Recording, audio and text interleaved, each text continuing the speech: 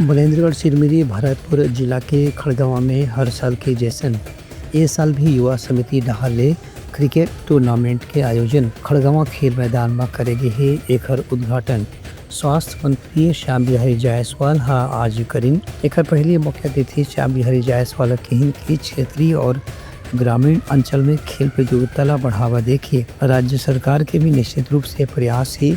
वहीं ग्रामीण प्रतिभा ला प्रोत्साहित करे बर भी सरकार हर तरह से छोटे और बड़े प्रतियोगिता के आयोजन करत है।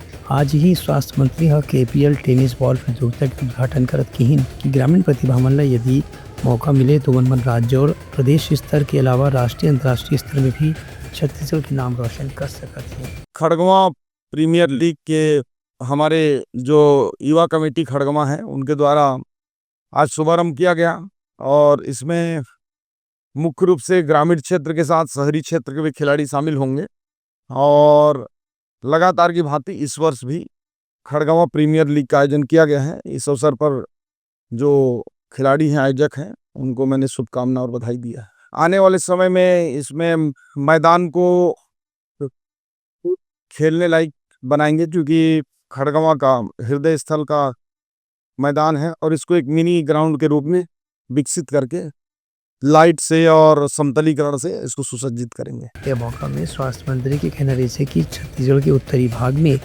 ग्रामीण खेल प्रतियोगिता के आयोजन कतकुन बछर से लगातार करे जाते हैं, जेकर से यहाँ खेल के माहौल बने हुए हैं।